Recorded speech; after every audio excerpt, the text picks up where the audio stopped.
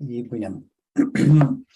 Entonces, vamos a comenzar con un verso que da Steiner que un verso en realidad es un párrafo.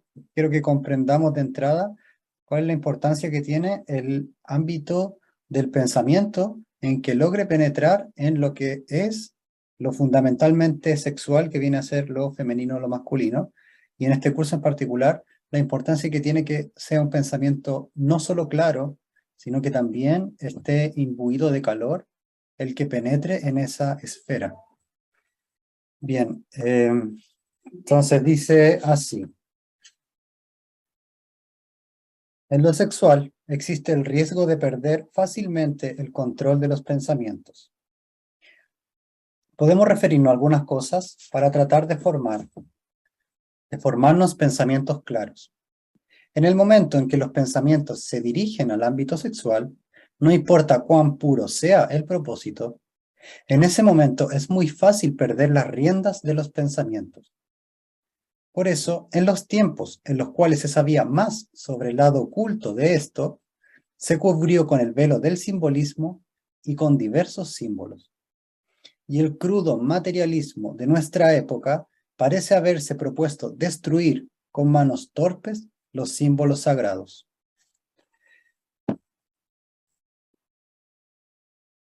Para no mencionar que hay ámbitos sagrados más elevados y que el más bajo de los humanos debemos buscar, y el caso más especial es el ámbito de la sexualidad. Voy a leer nuevamente. En lo sexual existe el riesgo de perder fácilmente el control de los pensamientos. Podemos referirnos a algunas cosas para tratar de formarnos pensamientos claros. En el momento en que los pensamientos se dirigen al ámbito sexual, no importa cuán puro sea el propósito, en ese momento es muy fácil perder las riendas de los pensamientos. Por eso, en los tiempos en los cuales se sabía más sobre el lado oculto de esto, se cubrió con un velo de simbolismo y con diversos símbolos. Y el crudo materialismo de nuestra época parece haberse propuesto destruir con manos torpes los símbolos sagrados. Para no mencionar que hay ámbitos sagrados más elevados y que el más bajo que los humanos debemos buscar, y el caso más especial es el ámbito de la sexualidad.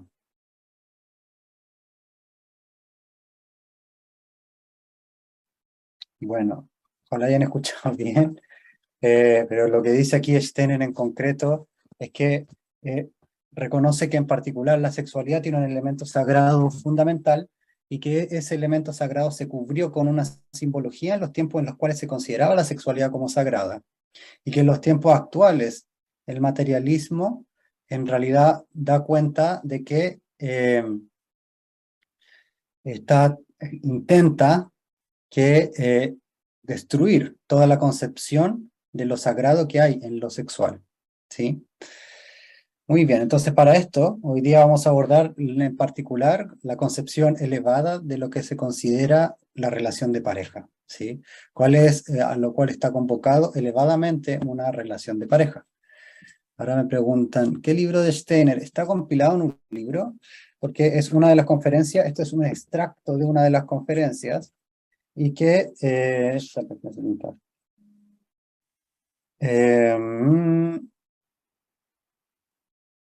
que se llama Sexualidad. Salió hace poco de la editorial antroposófica, no está traducido al español, antes estaba solo en inglés, que yo haya visto, ¿sí? Y es de la editorial antroposófica. Es un compilado de textos, de charlas, de extractos en realidad, que Steiner da a lo largo de todo su ciclo de conferencias, ¿sí? Bien, entonces, bueno, nosotros en realidad desde la concepción materialista del mundo tenemos una concepción de la relación de pareja que ha ido en desmedro, digamos, considerablemente. Hoy día la pregunta en realidad es por qué hay tantos jóvenes solteros. La pregunta recae en por qué las nuevas generaciones no quieren tener hijos, por qué no quieren formar familia, por qué prefieren tener hijos animales en vez de tener hijos reales. Y se da un montón de de elementos en los que el ser humano en realidad está dando luces de que nuestro encuentro y nuestra vida en relación con otros es más bien un lugar incómodo. Es más bien un lugar en lo cual socialmente, hacia donde va el impulso social general, no lo considera como un lugar idílico, la relación de pareja, ¿sí? Sino que más bien la sociedad actual considera que la relación de pareja es problemática y que va en desmedro, insisto, de los principios de la sociedad actual. Para eso, por ejemplo, viendo autores muy contemporáneos, la modernidad apunta hacia la liquidez, apunta hacia que todo sea cambiante, eternamente cambiante, apunta hacia la producción, es decir, que para hacer algo tiene que ser productivo. Y la relación de pareja pensada desde ese punto de vista, más bien utiliza muchos recursos de los seres humanos en establecer una relación de pareja en tiempo, en calidad, en dinero, etcétera, que no te da la libertad del viaje que es tan como valorada en la sociedad común y silvestre de hoy. Entonces, lo que quiero decir con esto es que en realidad hoy día estamos en un punto de péndulo que antes, de años 50, la relación matrimonial de pareja era lo central y que tenía un sentido religioso, voy a decir, y que más bien era como un mandato hacia los seres humanos.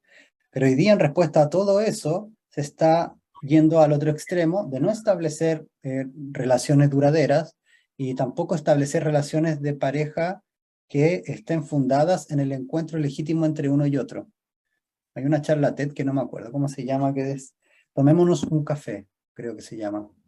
Y que en esa habla una socióloga en la que refiere que los jóvenes, en particular, para tener encuentros sexuales entre ellos, casi el 80% de los encuentros sexuales se da en un estado que no es el estado de lucidez.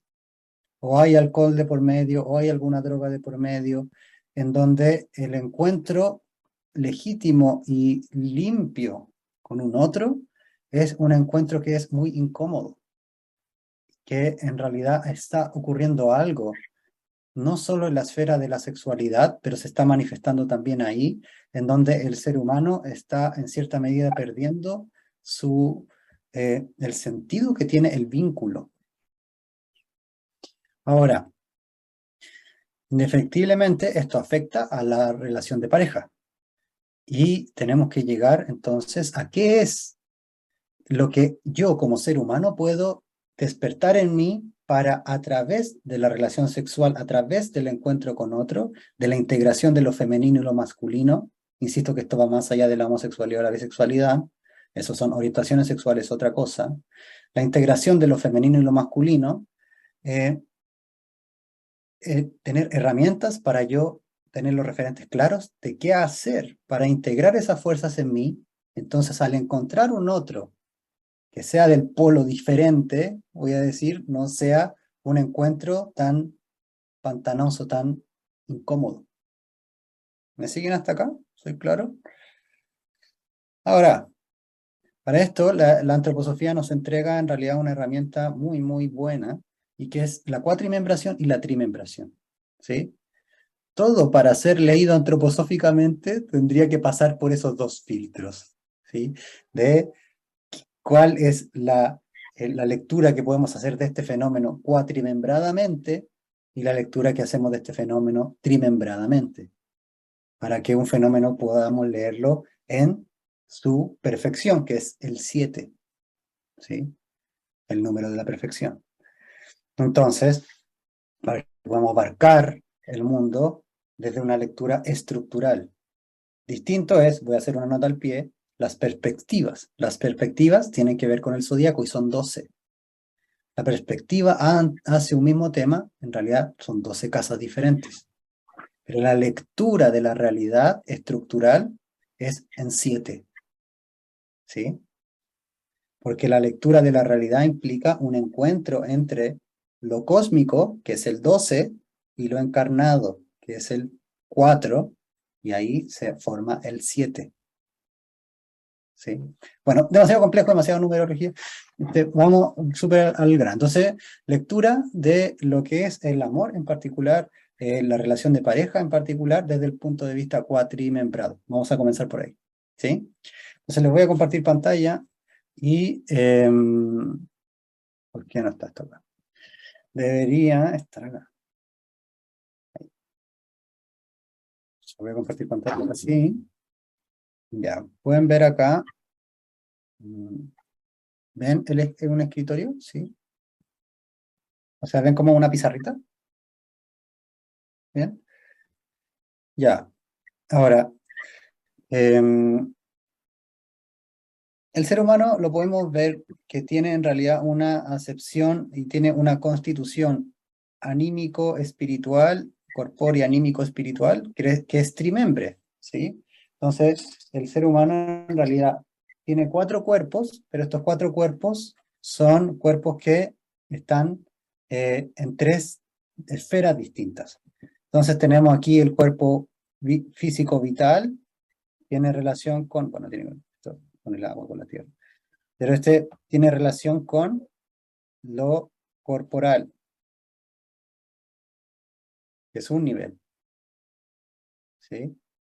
El cuerpo sensible vital tiene que ver con el alma, y de la autoconciencia y sensible tiene que ver con el espíritu.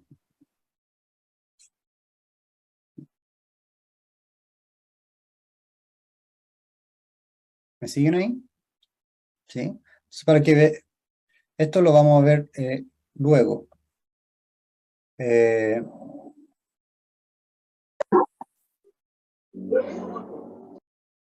¿Ya?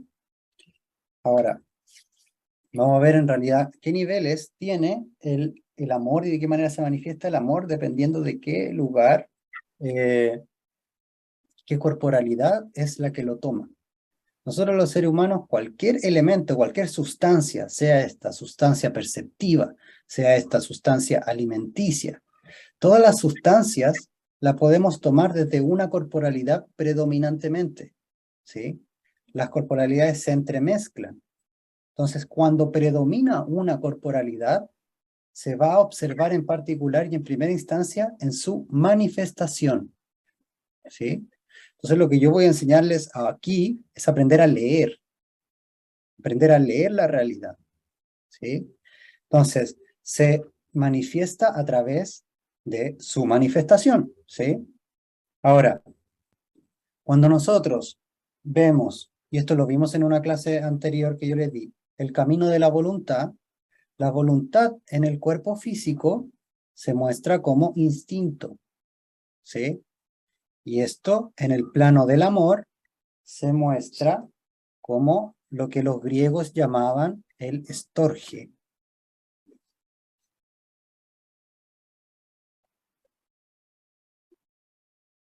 Estorge, ¿sí? Que voy a los griegos porque los griegos definen el amor en diferentes niveles y que es mucho más claro que lo que nosotros como occidentales tenemos en realidad, porque el occidental dice amor y es para todo, ¿sí? Y no tenemos en realidad diferenciado mucho ese amor. Todo ocupa esa misma palabra. Entonces, los griegos diferenciaban lo que era el estorge, y el estorge es un estilo de amor que es el amor instintivo. Es el amor que se produce porque hay un pujar del cuerpo que lo produce, ¿sí? Entonces, se sabe, por ejemplo, que durante el embarazo, la gestación y el encuentro con el neonato, se liberan cantidades muy particulares de oxitocina, lo que produce que la persona tenga eh, como un vínculo que está también muy sostenido por el cuerpo, que podríamos decir como instintivo, ¿sí? Muy vinculado al animal, todavía carente de concepto, todavía carente de un motivo propio por el cual encontrarse con ese neonato, ¿sí? Entonces el estorge más bien tiene que ver con esto que emerge desde el cuerpo como un vínculo natural, ¿sí? Que se da de manera natural. ¿Me siguen hasta acá? ¿Estoy claro? Ya. Ahora, hay un siguiente nivel de esto, y es cuando el cuerpo mejor dicho, el amor, ya entonces comienza a adquirir un carácter que no es del todo natural, sino que comienza a adquirir un carácter que es cultural, ¿sí? Que se eleva un plano más arriba de la naturaleza, se eleva un poco más allá, y este plano cultural es el que conocemos como la filia.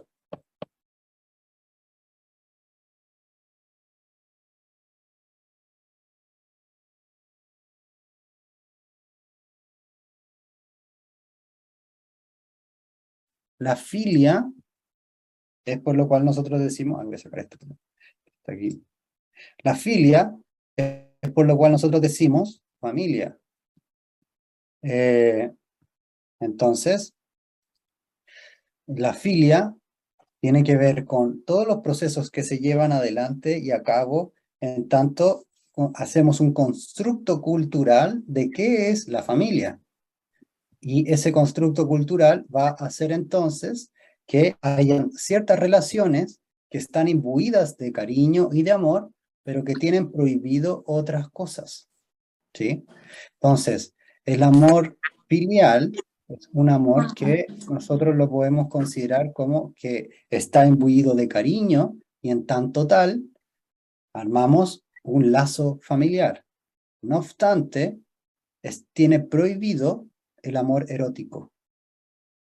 Entonces, la constitución como familia tiene el que es, en cierta medida, no se muestra lo, en el lazo familiar, lo particular de cada quien, porque lo particular de cada quien ya tiene que ver con otra esfera que está más arriba, sino que en el propio lazo familiar, yo, por ejemplo, no soy Andrés, sino que soy padre de Sol, soy esposo de, ¿sí? Y así también todos los que constituimos una familia, hijo de, primo de tal, pareja de, etcétera, ¿sí? Entonces, ahí son elementos culturales que encubren, ¿sí? Y que encubren al yo, encubren la individualidad, toda vez que se impone un rol, ¿sí? Entonces, lo familiar tiene un aspecto que es un aspecto de la cultura, ¿sí? Y al tener el aspecto cultural encima, entonces lo que produce es que haya una manera correcta de hacer las cosas en la familia, ¿sí? Hay un paradigma que establece qué es lo correcto y lo esperable para los miembros de la familia. Entonces esto nosotros lo vemos en el plano de lo etéreo, porque es en el cuerpo etéreo, en el cuerpo vital, donde se imprimen los hábitos. Y el hábito se imprime a través de la repetición. Y toda vez que se repite, tanto se repite que luego pasa a ser inconsciente, ¿sí? Entonces, el hábito en realidad es un lugar que está establecido culturalmente y que no fui yo el que lo decidió, pero aún así lo sigo, ¿sí? Tiene un sentido cultural. ¿Me siguen hasta acá? Entonces tenemos en principio que hasta estos dos niveles de amor, que viene a ser el estorge, el amor biológico, y la filia, que es el amor cultural de familia, hasta este nivel todavía no hay una posibilidad en la cual el sujeto, la individualidad, se manifieste como tal, ¿sí? Aún viene impuesto por estructuras que son dadas. ¿Mm? Bien, entonces, estas estructuras dadas, cuando pasamos, compartir pantalla, ¿no? Mm. Cuando pasamos a un plano distinto,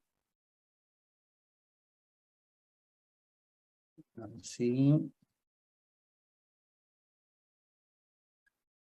Cuando pasamos de la estorgia a la filia, aquí nosotros tenemos el cuerpo físico y el cuerpo vital. Esto es lo que se conoce en la antroposofía como el binomio inferior. ¿Sí? Esta está en la primera conferencia del estudio del hombre como base de la pedagogía. Si alguien pregunta, ¿para qué es la pedagogía Waldorf? Esa conferencia es. ¿Sí? Ahí te dice todo para lo cual es la pedagogía Waldorf. ¿Sí? Y que habla de el binomio inferior y el binomio superior. Y que lo que nosotros tenemos que lograr en un ambiente pedagógico sano es que el ser humano logre vincular su binomio inferior con su binomio superior y que logre integrar lo que viene de la individualidad con las estructuras que le son dadas. ¿Sí? Entonces, podría repetir el nombre de la conferencia. Es la primera conferencia del libro El estudio del hombre como base de la pedagogía. ¿Sí? Primera conferencia. Es la conferencia de los binomios. Y que en esa da cuenta Steiner de que en realidad hay vías por las que nosotros podemos vincular esas corporalidades y que no permanezcan escindidas, y que no permanezcas escindido, ¿sí? Que es para un ser humano que no ha hecho un camino espiritual y que no hace un camino espiritual, es la manera en la que vive, ¿sí?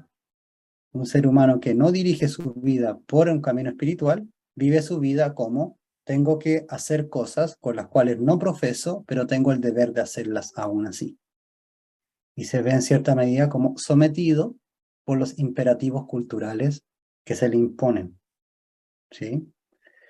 Entonces, lo que diferencia a una persona que hace camino espiritual es que esa persona decide las condiciones por las cuales dirige su propia vida. Y ahí sí podemos hablar de propia vida. No ignora ni reprime las condiciones y sus deberes culturales, sino que los transforma de tal manera que esas condiciones tengan sentido para el propio camino que se ha autoimpuesto. Eso es lo que diferencia a una persona que no hace un camino espiritual de la que sí lo hace. ¿Sí? No lo diferencia el que sepa o el que asista a clases, o el que esté en una determinada logia, o que sea parte de la sociedad. No es eso. Lo que diferencia a una persona que hace un camino espiritual es que integra, hace puente voluntario. ¿Sí? ¿Estoy claro? Bien. Entonces, tenemos hasta acá el cuerpo vital, tenemos el amor de familia. Entonces, cuando ya estamos hablando de amor erótico, que hasta aquí con este nacimiento, digamos aquí el cuerpo físico, el niño en los primeros 7 años, todavía está muy, muy dentro de la familia. Y aquí con este nacimiento está entrando a lo escolar y acercándose como a los principios morales en parte.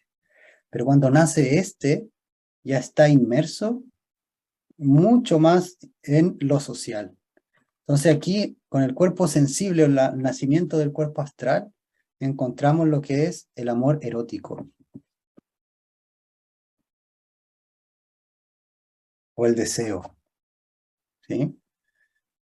Entonces, el amor erótico es el que en realidad tiene relación con, con la corporalidad de lo astral, por lo cual tiene relación con el, es particular cómo funciona el cuerpo astral, pero el cuerpo donde acontece la tentación, ¿sí?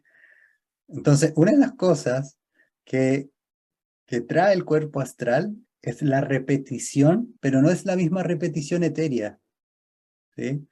Eh, Porque la repetición etérea es rítmica, es una repetición en donde yo hago muchas veces lo mismo en mi día y eso es saludable para mí, ¿sí? Me fortalece y establezco hábitos, es una repetición vívida.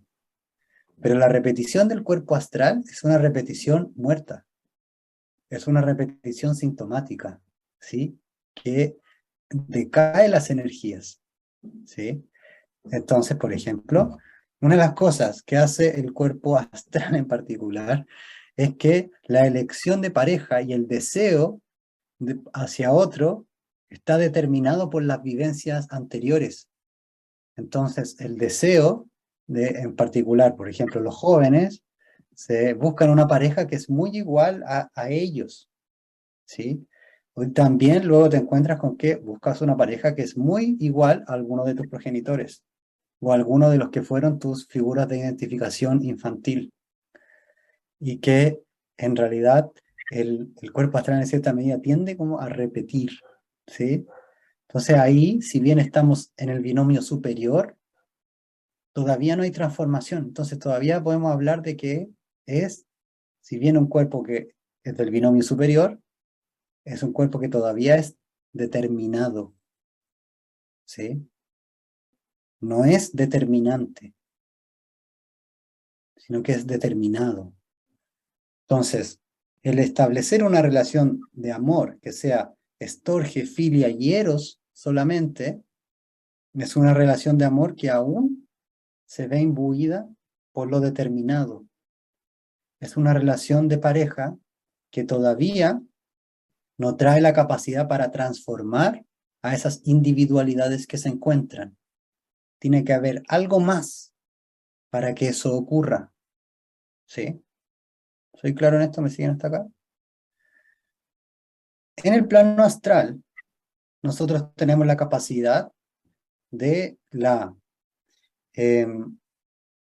o mejor dicho, tenemos tanto el principio femenino como el principio masculino. Y al tener esos dos principios, es en el plano del alma en el cual nosotros podemos integrar el principio que nos falta. ¿Sí?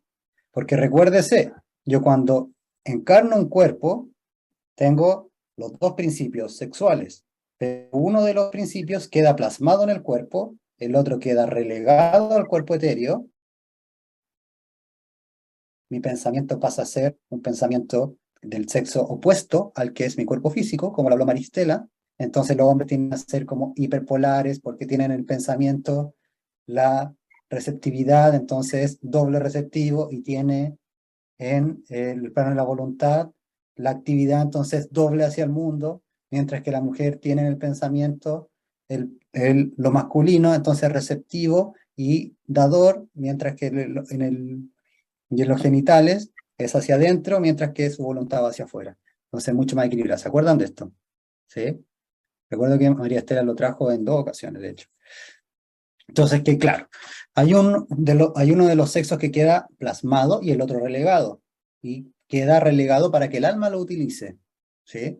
Pero claro, lo que yo tengo que lograr es conquistar ese polo, que no es el polo que por naturaleza tengo dado. ¿Sí? Que en realidad ahí nosotros tenemos que diferenciar la capacidad de dar y la capacidad de recibir, ¿sí? Como términos arquetípicos. Quien da, quien recibe, quien habla, quien escucha, eh, etcétera, etcétera. Ahora, si yo no hago este trabajo interior en mí, voy a buscar en otro que lo tenga. Entonces voy a establecer una relación de pareja con un otro que tenga eso, que yo busco, pero al no generar yo esto en mí, ese otro que voy a buscar y el vínculo que vamos a establecer va a ser de dependencia. Porque mm, tienes algo, tú, que yo no he logrado en mí, y entonces establecemos un cierto ordenamiento en roles en lo que tú subsanas eso, yo subsano esto, pero ninguno de los dos está haciendo el trabajo de ser un ser humano completo. ¿Sí? Este paso es un paso que también otras teorías que han hablado de esto desde siempre eh, están haciendo, ¿sí?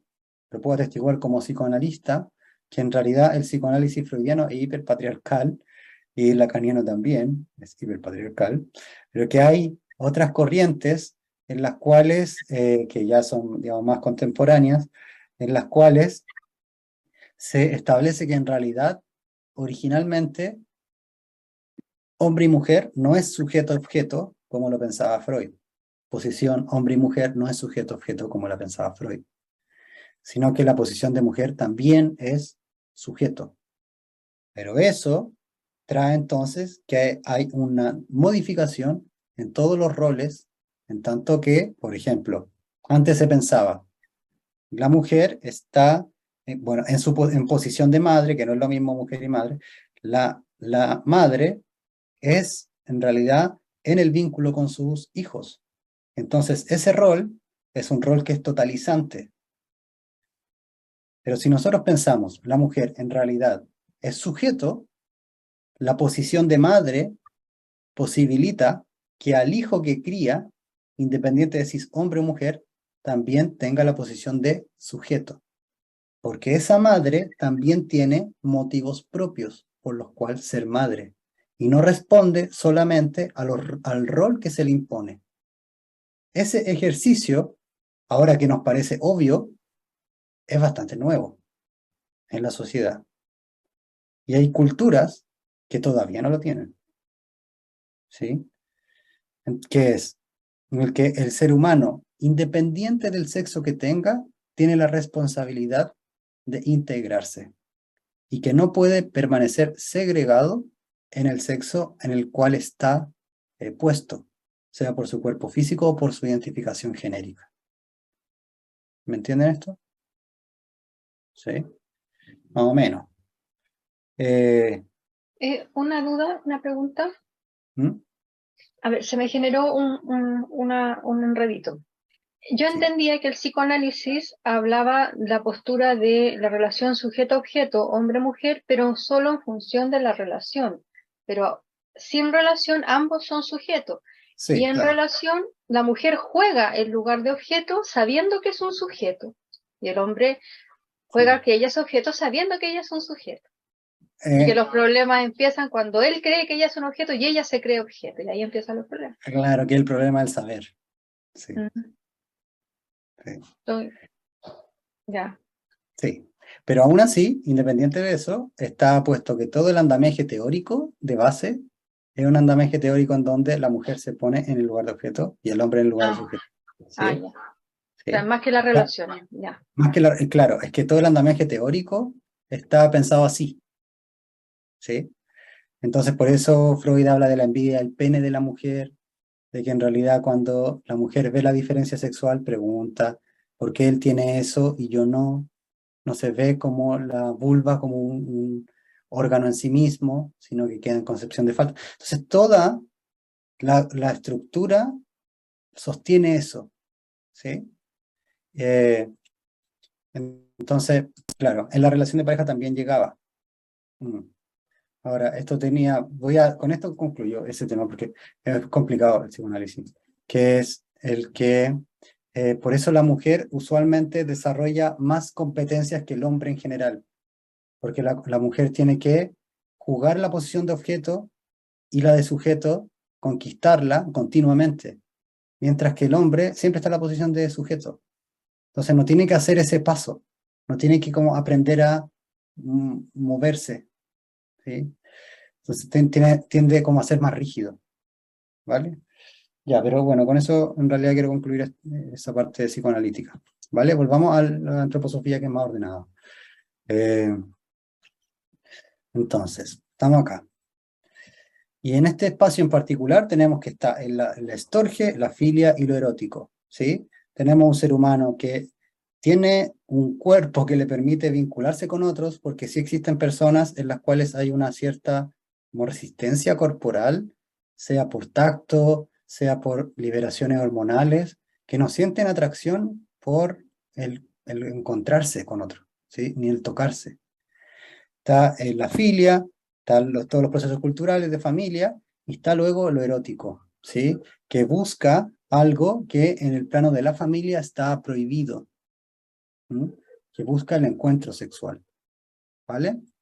Y acá arriba hay otro elemento de la sexualidad, que esta es la sexualidad que nosotros tenemos que conquistar, este es el amor que nosotros tenemos que conquistar en esta época, y que lo voy a dejar en cuál es, ¿sí? ¿Cuál es ese que en realidad nosotros tenemos que conquistar? ¿Vale? Ahora, vamos a la trimembración. En la trimembración, nosotros vemos que... la trimembración, nosotros vemos que el ser humano está vinculado con tres niveles, ¿sí? Se vincula tanto con el nivel de lo que es físico, corporal, con el nivel anímico y con el nivel espiritual. Ahora, él habla de que imagínense a un ser humano que va en un campo y ve una rosa. Entonces, él tiene que tener un cuerpo para poder ver una rosa. Y que entonces la ve y le produce algo interiormente. El que le produzca algo interiormente esa rosa es porque hay un elemento anímico, hay un alma, hay un mundo interior. No es solo que el cuerpo recibe la luz de la rosa, sino que produce una imagen interna de la rosa y esa rosa produce sensaciones. Entonces ahí ya estamos en el plano del alma. El cuerpo la observa y la percibe con los sentidos, el alma crea una imagen y una sensación. ¿Sí? Y imagínense que al año siguiente vuelve ese ser humano y pasa por ese mismo campo y ve una rosa y recuerda la que vio. El que podamos hacer eso es cualidad del espíritu. El que todo lo percibido quede en una línea ordenada, en una línea de tiempo. ¿Sí? Esta cualidad la hace el espíritu, lo hace el yo. Y otra cosa que hace es que cuando yo observo esa flor con esas características, observo que es una rosa. El que yo logre captar conceptos arquetípicos como es rosa, entonces da cuenta de que tengo un cuerpo que es espiritual, ¿sí? Que me vincula con esos arquetipos a través del pensar. Y ese es el espíritu, ¿sí? Veámoslo entonces en la relación de pareja. En la relación, yo tengo un cuerpo, ¿sí? Y este cuerpo tiene deseos en particular, ¿sí? O mejor dicho, tiene instintos. No es deseo, perdón. Deseo es plano del alma. Instinto es plano del cuerpo. Entonces, estos instintos apuntan a una suerte de necesidad de la reproducción y necesidad del encuentro sexual con un propósito reproductivo. Es lo que le ocurre, ustedes lo pueden notar mucho mejor que yo como hombre, porque el ciclo es muy largo, el de los hombres, el de que les ocurre que en particular en el periodo de mayor fertilidad también hay mayor deseo sexual. Y que eso es algo que hace el cuerpo, ¿sí? Y que puedes no estar tú participando en eso, sino que emana como un instinto por parte del cuerpo, ¿sí? Ahora, distinto es cuando subimos un plano más allá, ¿qué es lo que para mí sería deseable en esta relación de pareja? ¿Sí? Y que ahí ya estamos en el plano del alma, en donde tenemos apetitos, en donde tenemos deseos. Entonces, el deseo no es como satisfacer una necesidad, ¿sí? O sea, en un principio nosotros tenemos las necesidades corporales. Necesitamos alimentarnos, necesitamos tomar agua, necesitamos movernos, tenemos necesidades corporales. Pero esas necesidades corporales, a medida que entra todo lo que es simbólico, donde entra lo cultural, entra el lenguaje, lo que ocurre con eso es que se comienza a desligar un poco del cuerpo, ¿sí? Entonces, al desligarse del cuerpo, lo que ocurre es que eh, ya tengo sed y en vez de querer tomar agua, quiero tomarme una Coca-Cola. Aunque la Coca-Cola no me va a quitar la sed porque tiene una cantidad súper impresionante. Pero yo tengo el deseo de, ¿sí? Entonces, el deseo y el alma, como plano intermedio, vincula como el concepto con el cuerpo.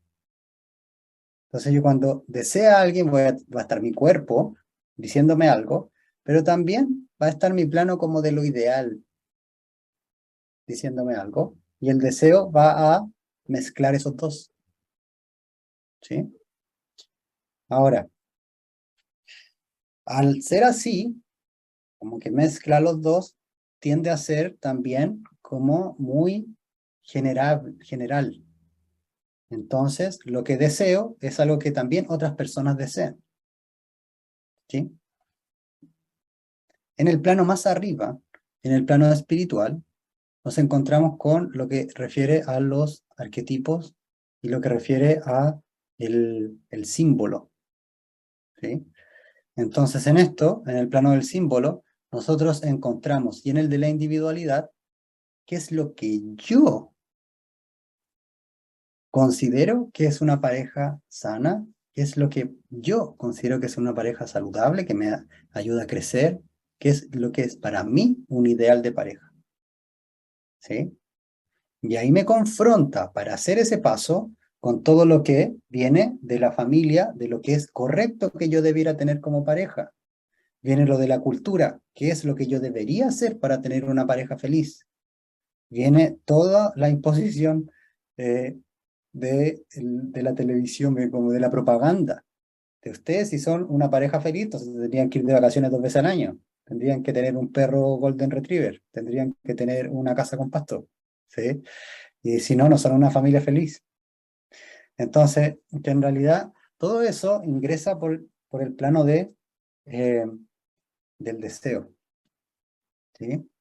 Entonces, lo que pasa con el plano del deseo, al ser un plano astral, es que construye imágenes. Y construye imágenes aunque yo esté dormido. ¿Sí? Entonces comienza a responder a ciertos impulsos independientes si estoy despierto o dormido. Entonces, ¿qué pasa? Que cuando tengo que lograr una posición sexuada, es decir, hombre o mujer, me encuentro con todo un peso de elementos que determinan qué es lo que es ser mujer, para que los demás vean que yo soy mujer. ¿Sí? Eh, por ejemplo, años atrás, hoy día afortunadamente ya no es así, pero si uno como hombre no tiene un mayor sustento o fuerza, entonces, independiente que tú en la pareja tengas el lugar de hombre, culturalmente aún no se te otorga ese lugar. ¿Sí?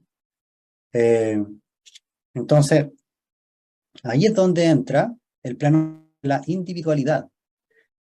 De todos los cuerpos, es solo el cuerpo de la individualidad, solo el yo, el que puede hacer el paso para eh, autodeterminarse, ¿sí? Es solo esta corporalidad la que puede hacer eso, ¿vale? Entonces nosotros hasta acá tenemos lo determinado,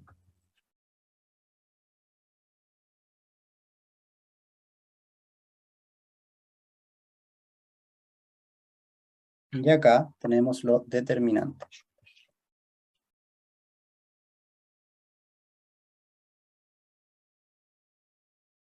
Determinante. ¿Bien? ¿Soy claro? ¿Me siguen?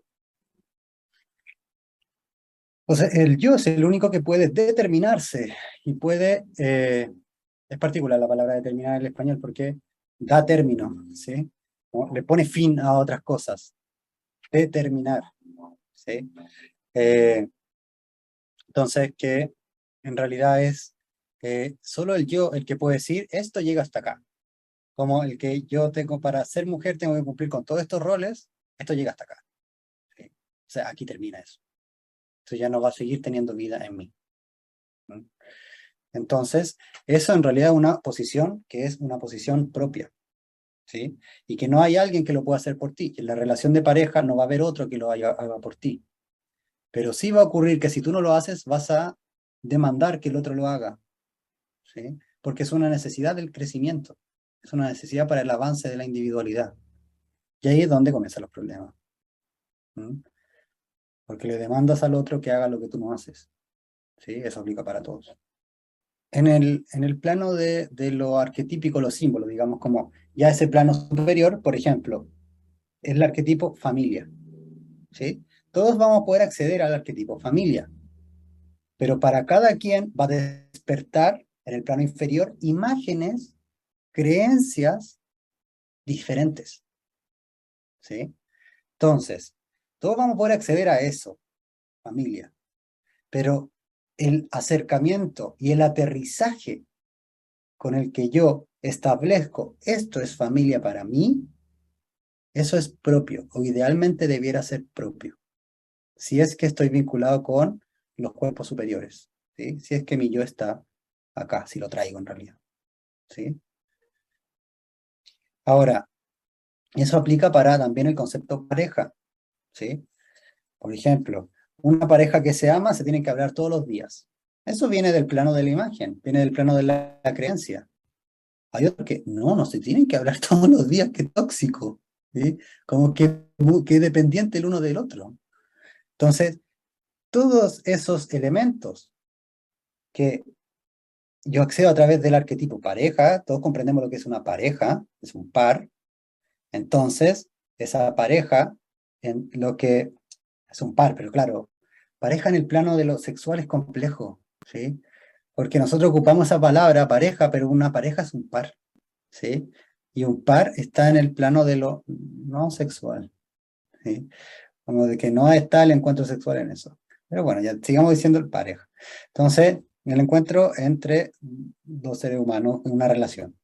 Y que ese aterrizaje que yo hago va a estar imbuido de ciertos conceptos que tienen sentido con la creencia que yo traigo, lo que he aprendido que es una relación de pareja, la teleserie turca que vi y que me muestra, eso es amor. Esta película de Disney que, ese es el príncipe, en realidad ese es uno que se aman.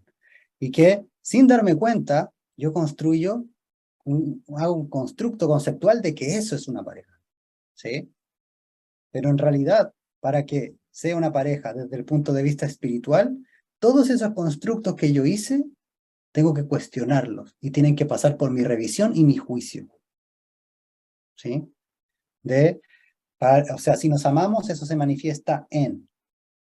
Si nos apoyamos mutuamente, eso se manifiesta en. ¿Sí? Tal. Todo pasa por mi eh, comunicación y mutuo entendimiento con ese otro, en donde tengo que lograr algo. Aquí le voy a, digamos, tirar un punto de encuentro entre el psicoanálisis y la antroposofía, que es el siguiente. Lo que yo tengo que lograr es esto.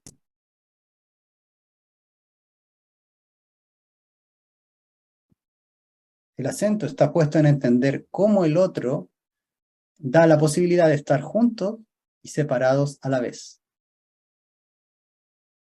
¿Sí? O sea, lo que yo tengo que lograr es un oxímoron que se llama. ¿Sí? Lo que yo tengo que lograr es un encuentro sexual en mí, que es el encuentro de los opuestos. Un oxímoron es, por ejemplo, eh, un agua seca. ¿Sí? Es algo, el agua es mojada y seca no tiene nada que ver. ¿Sí? Entonces, un oxímoron son dos palabras que están juntas y que son opuestas. ¿Sí? Y que se ponen en mutua concordancia, pero son opuestas. Esto es algo que viene de la concepción judía. En realidad, el ser humano elevado es el que crea oxímorons, el que hace puente con aquello que pareciera inconciliable. ¿Sí? Entonces, de la tradición judío-cristiana viene esto, si bien recuerdo está en el Talmud. Entonces, entendiendo esto, lo que yo tengo que lograr es el que el lograr esta integración de dos polos que son opuestos.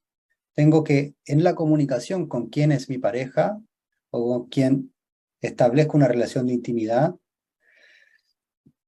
tenemos que construir algo juntos y mantenernos separados. Cada quien tiene que lograr conservar su propia individualidad para encontrarse, porque si no nos encontramos nuevamente con la dicotomía propia del cuerpo astral, o un exceso de simpatía o un exceso de antipatía. ¿Sí? Entonces, lo que requiere de mí la construcción y constitución de la pareja, para que sea una relación amorosa saludable, lo que requiere de mí es que yo en mí integre oxímorons, ¿sí? Continuamente. El oxímoron en este caso es separación y juntos, ¿sí? Separación e integración, en donde yo lo que tengo que lograr es conservar mi individualidad y establecer un punto tercero, un encuentro, un tercer lugar en el cual estamos juntos en ese lugar. Estando los dos juntos en ese lugar, no podemos llegar a estar juntos si cada uno no conserva su individualidad. Porque si alguno de los dos pierde su individualidad en pos del otro, lo que va a estar ahí no es juntos, sino que es fusionados, confundidos, ¿sí? Se van a confundir, desde ahí viene esa palabra, de fundirse con otro, ¿sí? Confundidos, ¿sí? Entonces, ahí es donde comienzan los problemas de esto es tuyo, esto es mío, es culpa tuya, es culpa mía, porque están los dos confundidos. No se sabe hasta dónde llega el límite de uno con el otro, ¿sí? Entonces, insisto que eso es manifestación de, hay algo que está ocurriendo en que individualmente no están sosteniendo la separación para encontrarse saludablemente cada quien desde su propio lugar, ¿sí? Ahora, esta autora dice, el acento está puesta en entender cómo el otro da la posibilidad de estar juntos y separados a la vez. No dice de cómo yo doy esa posibilidad, sino cómo ese que tengo enfrente, lograr encontrar a ese yo que está al frente, qué es lo que hace y de qué manera posibilita el que estemos en pareja, ¿sí? Estemos juntos y separados a la vez. ¿Ven esto? Yo entiendo que no es cosa sencilla, pero tampoco el premio es poco, ¿sí? Eso es claro. Bueno, bien. Ahora, actualmente encontramos que en esta polaridad moderna encontramos el que está separado algo que en realidad para que podamos estar en una relación de pareja saludable, tienen que necesariamente estar juntos, pero están separados, ¿sí? Y esta separación es en realidad la separación entre el amor y el deseo, ¿sí? Lo voy a decir así, el amor y el deseo, para no decir cuál es la palabra gigante aquí que va en amor, y por eso lo puse con minúscula, el que, a ver, veamos la constitución psíquica de un ser humano, qué es lo que pasa con esto, ¿sí? En la constitución psíquica de un ser humano, y dónde ocurre el divorcio entre amor y deseo. Esto pasa en un lugar bastante primario, ¿sí? Y nos ocurre tanto a hombres como a mujeres. En el momento en que se divorcia esto, ¿sí? Ahora, el divorcio entre amor y deseo es un divorcio que acontece de forma cultural y que no es algo que naturalmente acontezca, sino que por el hecho de ingresar a una cultura que tiene ciertas leyes y un paradigma de mundo, que tiene un ordenamiento, es que tiene como consecuencia este divorcio entre las fuerzas superiores del ser humano con las inferiores del ser humano, ¿sí? ¿Mm? Ahora, esto ocurre en un periodo en el cual se conoce como el complejo de Edipo. En la antroposofía, si bien se comprende el complejo de Edipo, se habla más bien de un complejo fáustico, cuestión a la que ahora no voy a ingresar, pero comprendan que en realidad el complejo de Edipo no es como se suele pensar de que me enamoro de mi madre y quiero matar a mi padre, como se le suele traducir así a nivel social, sino que el complejo de Edipo tiene que ver con que el ser humano comprende que no hay dos, sino que hay tres. Eso es lo que pasa en realidad en el complejo de Edipo, que entra lo tercero. Ya no somos solo tú y yo, sino que hay algo tercero que ingresa, ¿sí? Y esto tercero que ingresa es lo que se conoce como la ley, ¿Mm? La ley es algo que ordena a los otros dos. ¿Sí? Entonces, en cierta medida, determina y establece las condiciones y marcos de referencia de su relación. Entonces, esto ocurre que cuando un neonato está en el mundo, está fusionado aún con su cuidador primario, cuidadora primaria, que suele ser su madre, en la mayoría de los casos. Ahora, en esto lo que ocurre es que en realidad ahí ni psíquicamente ni en la corporalidad vital hay dos. Todavía hay uno, ¿sí? Y hay uno grande. Entonces todavía están como muy juntos y no hay una separación en realidad entre esos dos, ¿sí? Entonces, sí ocurre que la separación viene dada por varios factores, ¿sí? En la sociedad moderna puede venir dada porque se acabó el postnatal, que convengamos que dura bastante poco. Entonces, al acabarse el postnatal, tiene que volver la madre o cuidadora al trabajo. Entonces, al ocurrir eso, ocurre una separación, ¿sí? Y esa separación, en realidad, eh, trae como consecuencia, o mejor dicho, es gracias a que ingresa algo más, que es una ley, ¿sí? Y una ley que viene a poner un límite. No pueden seguir juntos, viene la separación. Ahora, claro, a los 6 meses es súper prematuro. El niño no está listo para separarse todavía. Eh, Sino que esto ya podría decir como en términos estructurales, 2 años y medio, 3 años, un niño está como estructuralmente posibilitado a comprender incipientemente la separación, ¿sí? Comprender como los ritmos, horarios y ese tipo de cosas. Porque antes, en realidad, a los niños no tiene consecuencias orgánicas en los niños, ¿sí? Que es que ahí tiene un aumento del cortisol. El que estén mucho tiempo, más de 4 horas separados de su cuidador primario. Eh,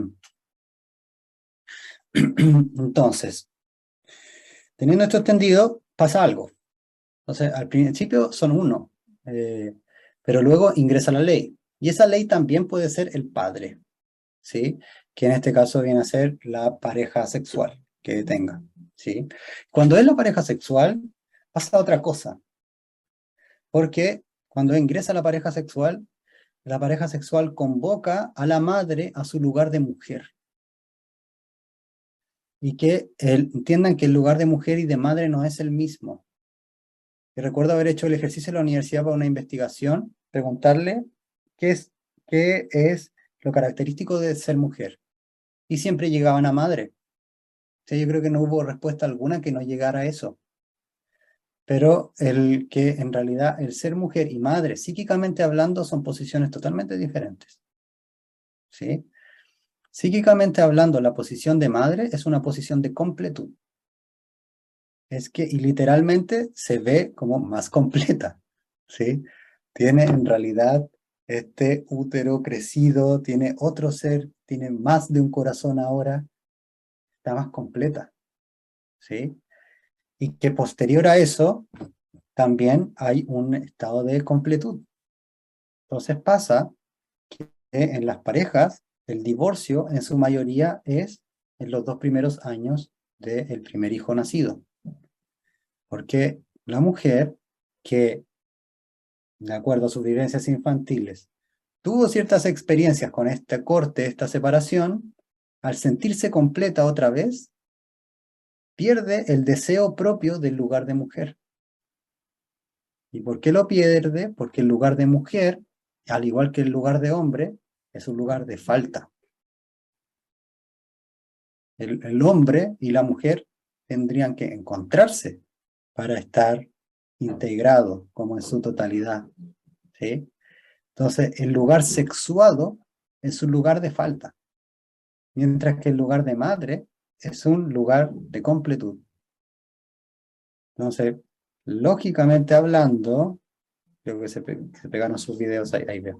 Lógicamente hablando, Eh, el deseo necesita de la falta. O sea, si hay falta, hay deseo, si no, no.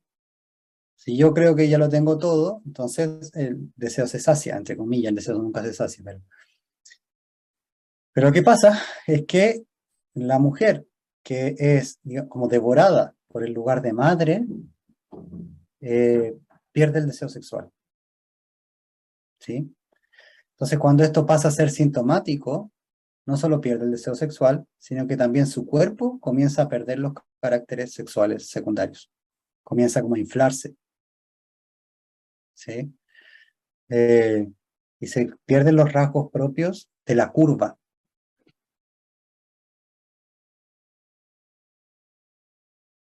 ¿Me siguen hasta acá? ¿Soy claro?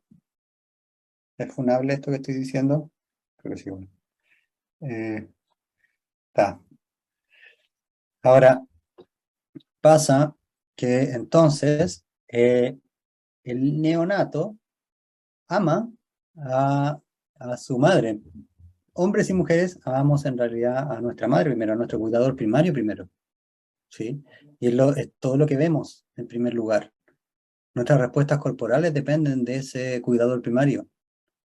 Y toda, digamos, nuestra observancia del mundo va a ser a través de los ojos de ese cuidador primario, ¿sí? Y teniendo su filtro, nosotros vamos a aprender del mundo en primera instancia. Ese es el rasgo de amor que tienen los niños, ¿sí? Que es un rasgo de amor que todavía no es un amor elevado, sino que es el amor de que todavía no hay una individualidad ahí que esté dirigiendo eso. Es más bien como un amor cósmico, ¿sí? Que es un amor en donde no hay separación. Si en el cosmos no hay separación excepto en el plano material. Está todo junto. En el plano espiritual, yo puedo estar dentro del cuerpo de un arcángel y no podría decir que estoy dentro de un cuerpo de un arcángel. Esto es algo que dijo Camila en relación a la meditación. ¿Por qué la meditación moderna es distinta a la meditación hindú y es distinta a la meditación que se suele transmitir como meditación? La budista, la hindú, son distintas, no apuntan en la misma dirección.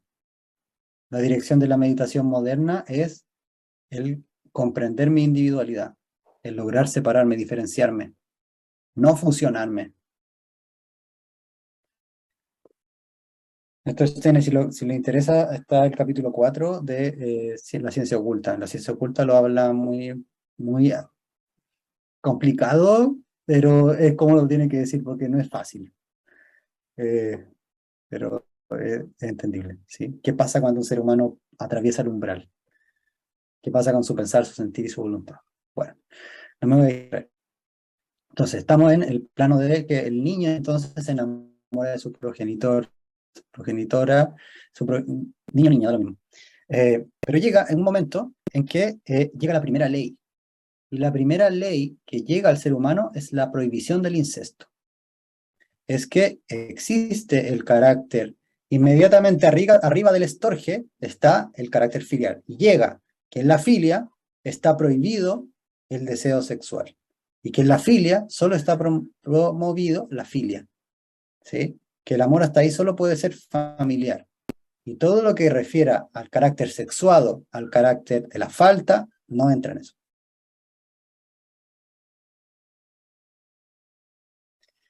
Entonces, esa prohibición, que es la prohibición del incesto, divide y escinde el amor del deseo, de entrada. Y esto es para todos. Nos dice, tú puedes amar a quien está en la casa, pero tienes que desear a quien está fuera de la casa. Entonces tú puedes amar a quienes son los miembros de tu familia, pero debes desear a quienes no son miembros de tu familia. ¿Sí? Eso trae toda una decepción en los niños cuando se enteran de que no se pueden casar con sus madres, ni que tampoco se van a poder casar con sus padres, ni tener hijos con ellos, cosa que dicen. ¿Sí? Vamos a casar y vamos a tener hijos, y no va a poder ser. ¿Sí? Llega la ley cultural. Entonces, esa ley cultural, el precio que nosotros tenemos que pagar para estar en la cultura es el que naturalmente queda escindido, es decir, culturalmente en realidad, queda escindido el amor y el deseo. ¿sí? Entonces, cuando establecemos y queremos encontrar una nueva pareja, lo que acontece es que entonces nos acercamos de la manera conocida. Y la manera conocida es que están separadas las dos cosas, ¿sí? Entonces, ¿qué pasa? Pasa que, y es lo que se está viendo hoy, que las parejas no duran mucho tiempo porque cuando comienzan a ser familiares, se apaga el deseo, ¿sí? Porque quedó establecida esa ley, que con la familia no se tienen relaciones. Entonces, cuando con mi pareja pasamos a estar con una pareja muy familiar, entonces se apaga el deseo. ¿Esto? Ahora, la antroposofía nos entrega un regalo impresionante y que tiene que ver con todo su estudio en relación al cristianismo, ¿sí? Lo que se conoce como el cristianismo esotérico. Y claro, cuando hablo de sexualidad y cristianismo, como raro igual, pero el cristianismo esotérico nos da algunas pistas, ¿sí? En relación a la integración de qué es esta filia y esto erótico, ¿sí? Esta filia y esto erótico lo tenemos que encontrar necesariamente en el plano donde aparece la filia como tal, ¿sí? Que es en la Roma. Eh, en donde, donde se habla ya de filia y donde, en todo caso, la filia en ese punto tenía más bien un carácter que era, y al igual que en Grecia, como práctico. Porque recordemos que en Grecia la mujer tenía un carácter de muy similar a como un animal más uno, pero los hombres no se relacionaban con las mujeres porque son un ser inferior. Entonces, los hombres se enamoraban entre hombres, ¿sí? Y la mujer solo era para la reproducción y el cuidar los hijos. Y las mujeres se juntaban entre mujeres, ¿sí? Entonces, la mayoría de las relaciones eran homosexuales en la antigua Grecia. Ahora en Roma pasa algo, porque Roma cuando se constituye, todo esto que estoy hablando tiene sentido, se van a dar cuenta, y vamos a llegar a lo que les puse en signo de interrogación. Eh, lo juro. Que es, en la antigua Roma, cuando Rómulo y Remo y estaba, digamos, fundándose, y bueno, ya, entonces ahí los romanos eran un montón de ladrones, exiliados, asesinos. Eran, digamos, los romanos eran lo peor de lo peor y los que constituyeron Roma en realidad eran los que vivían en cavernas porque ninguna sociedad los aceptaba y ellos pasaron a ser parte de Roma. Entonces, ¿qué pasaba? Eran la gran mayoría hombres. Entonces, para constituir un imperio, tenían que encontrar mujeres y que ninguna mujer quería estar con esas bestias que estaban ahí, po. Entonces ellos tenían como, están construyendo su muralla, etcétera, y lo que hacen es que inventan una celebración de primavera de la cosecha. Y entonces invitan a todos los pueblos cercanos. Y van, uno de los pueblos que creo que son ¿cómo se llama? Las civilas, los civiles, las mujeres civilas van, y eh, que eran mujeres que eran conocidas por su belleza y por ser mujeres muy sabias, que usualmente tenían una cercanía como con lo druídico, eh, mucho del conocimiento celta. Entonces, eh, van, las invitan y los romanos lo que hacen es que expulsan a todos los hombres y dejan encerrar a las mujeres dentro de las murallas. Y se quedan con todas las mujeres. Entonces, ellos que eran las civiles, no me acuerdo cómo se llama la sociedad, perdón, pero creo que eran las civilas, eran una sociedad pacífica, no tenían armas. Entonces demoraron como 5 años en armar un ejército y armar armas, armadura, escudo y todo para ir a recuperar a sus mujeres. Pero cuando llegan allá, eh, abren y va a comenzar la guerra, las mujeres levantan sus bebés, como se ponen en el medio del campo de batalla, levantan a sus bebés y dice la narración de Kovacs, dice, y los bebés también levantaban las manos, como en una señal de deténganse. Porque en realidad ya habían establecido familia en esas mujeres con los hombres romanos. Y ahí es donde comienza, digamos, la Roma, ¿sí? y ahí empiezan los reyes y todo lo demás, pero comprendan que Roma desde sus inicios se funda como así, que no está la relación de pareja que se aman, que se eligen, sino que se toma y se hace nomás, ¿sí? Entonces, en realidad todo el mundo venía con ese ánimo de la conciencia todavía, ¿sí? En donde tanto es así, lo que voy a decir es horrible, pero tanto es así que se encuentran en las cañerías romanas cadáveres de bebés, porque eran tan despojados del amor los romanos y toda la sociedad que venía antes, que los romanos son como el que lo tiene muy mal marcado, que si nacían dos mujeres, a la segunda la mataban, la tiraban a la alcantarilla, porque no servía. Entonces solo sirve una, y si nace otra, no, la segunda va a la alcantarilla. Entonces en ese momento ocurre algo a nivel del mundo, ¿sí? Que es lo que conocemos como el misterio del Gólgota, o la llegada de Cristo y la resurrección. Entonces, para los romanos era quizás hasta idiota el que yo sacrificara mi propio placer por otro, que yo sacrificara lo que yo quiero hacer por que otra persona esté agradada conmigo, esté más cómoda o se sienta bien, que es la concepción del amor que hoy día podemos acercar a tener, que es una relación de pareja. Yo tengo que mucho renunciar a lo que como individualmente quiero hacer para establecer una relación de pareja en la cual los dos crezcamos, ¿sí? Para los romanos era impensado. O sea, no se aplazaba el placer, para nada. Entonces, en ese momento, ya post misterio del Gólgota, y cuando comienzan a aparecer los primeros cristianos en el imperio, entonces eh, se dan cuenta de que en realidad los cristianos hablan de algo que es la misericordia, puedo decir esto concretamente, la misericordia es acorde con mi ser, misericordia, ¿sí? Aquello que es acorde con mi ser, que no es lo mismo que te dice la iglesia. Y eso que es acorde con mi ser, digamos, como mi capacidad de misericordia, en realidad habla de mí. No es que yo sea una persona inherentemente buena o inherentemente mala, sino que de la manera en que me vinculo con el dolor del otro, habla de mí. Esa es mi misericordia, ¿sí? Eso es lo que es acorde con mi ser, esa respuesta que pueda ser indiferente o excesivamente ayudadora, etc. ¿Mm? Entonces, hablan de la misericordia y tienen una cercanía con la muerte que es muy rara, ¿sí? Porque no le temen a la muerte, cosa que para los romanos era lo peor, la muerte. Por eso Alejandro lo dice en la Odisea de Ulises. Cuando Ulises se encuentra con Aquiles en el inframundo, Ulises le dice, pero tú, un ser humano tan magnánimo en el inframundo. Y Aquiles le dice, preferiría ser un mendigo en la tierra que ser el príncipe en el reino de los muertos. Y esa es la concepción que ellos tenían de la muerte, porque para ellos la muerte era totalmente oscura. Y Steiner dice, era así. Antes de la venida de Cristo, el mundo de la muerte era totalmente oscuro para el ser humano.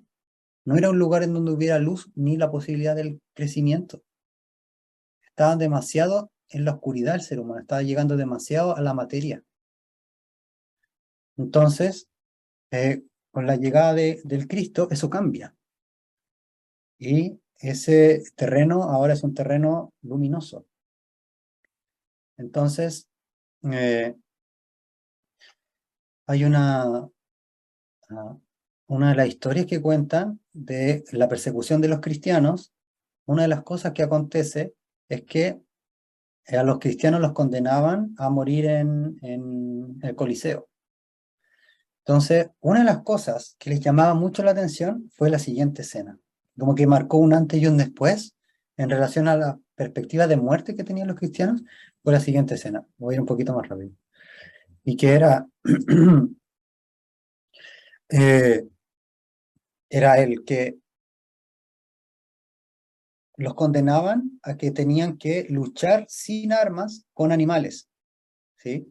Y habían algunos cristianos que los amarraban a toros, y su cuerpo estaba como amarrado a toro, entonces los toros para sacárselos como que se golpeaban en las paredes, los muros, etc. Y entonces lo que le llamó mucho la atención a los romanos es que los cristianos no rogaban por su vida, ni tenían miedo, sino que estaban como en calma y morían. Y eso les llamaba tanto la atención que fue uno de los motivos, dice Steiner, por los que penetra tan profundamente el cristianismo, porque se establece que en el alma humana aparece algo que para los romanos era totalmente diferente y desconocido, que era la compasión. Aparece el amor hacia otro. Y que entonces la enseñanza de Cristo es una enseñanza que, y enseñanza en acto, trae el que amaos los unos a los otros. Ama a tu prójimo como a ti mismo. Y que dice, reuníos con sus hermanos. Entonces, la reunión entre hermanos ya no es como estaba establecido antes, entre hombre y mujer, como en el Antiguo Testamento. Ármense entre hombre y mujer, sino que es ustedes, ser humanos completos, encuéntrense con otro ser humano completo, hermanos. Y les dice más, si dos se reúnen en mi nombre, ahí estaré yo, entre ellos. ¿Sí? Entonces, la relación de pareja, para que alcance su lugar elevado por el cual está convocado en nuestra sociedad actual, porque recordemos que Buda, recordemos Cristo, eran monógamos, ¿sí? Tenían una pareja. Buda con Yasodhara estuvo toda la vida con Yasodhara, ¿sí? Su única pareja. Entonces que en realidad los seres humanos que han logrado un nivel superior nos muestran algo, ¿sí? En relación a el encuentro entre seres humanos. Entonces, lo que digo con esto, y lo que dice Cristo, que encuéntrense en el ágape. Ese es el encuentro entre hermanos, en el ágape. Ahora, ¿qué es el ágape? Es, para decirlo súper sintéticamente, ya tienen todas esas imágenes. El ágape es la integración entre amor y deseo. Pero la integración de amor y deseo solo es posible si yo lo integro. Si no, permanece natural y culturalmente desligado. Esto es lo que nosotros vamos a continuar viendo. Ágape, se escribe así, ágape, sí, tal cual. Decir el texto que leí al inicio. ¿Dónde lo dejé?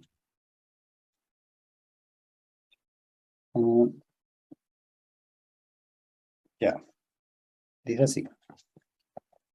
En lo sexual existe el riesgo de perder fácilmente el control de los pensamientos.